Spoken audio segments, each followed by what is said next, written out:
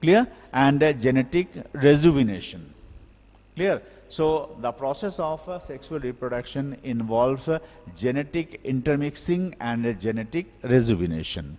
So definitely there is a fair chance for the formation of an improved quality of individual. Whereas in the process of vegetative propagation, since there is no chance of genetic recombination and genetic rejuvenation, the living organisms are produced with the same character of the parent generation after generation. So this is one advantage. But on the other hand, clear, the genetic vigor and vitality of the individual produced by the vegetative propagation decreases generation after generation. Clear? Now vegetative propagation has certain advantages. Clear? Like to carry out the process of vegetative propagation or asexual reproduction, clear, only one parent is required. Two parents are not required.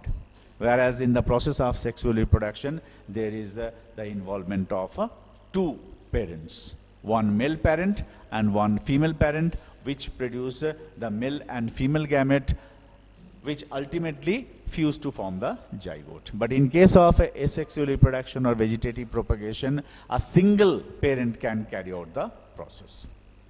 So this is one advantage for vegetative propagation. Another advantage of vegetative propagation is that the genetic purity, clear, is maintained generation after generation. So that means that the new individual produced has the same genetic makeup, clear, as the parent has. So the genetic constitution is maintained generation after generation. Now, there is a term clone. Clone is the term applied for the living organism, clear, two or more than two living organisms having the same genotype. So as I discussed just now, that in the process of asexual reproduction or vegetative propagation, the new individual is produced from any vegetative part of the parent body. So definitely the genotype of the new individual will be same as the genotype of the parent. So definitely it will be a clone. Clear? So this is a natural process of cloning. Vegetative propagation is the natural process of cloning in which a number of new individuals same as the genotype of the parent are produced. Clear?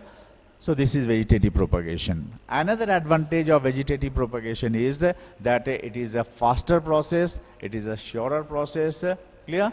And by this process, those living organisms can be successfully produced, for which the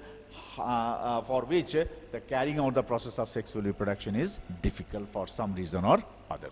So these are the advantages of vegetative propagation. But there are certain disadvantages also.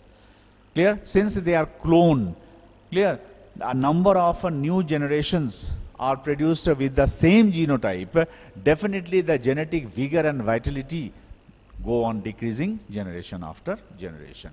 So ultimately, these newly formed individuals lose their genetic vigor, clear, slowly, and as a result of which they become more, clear, you can susceptible to the disease and other factors.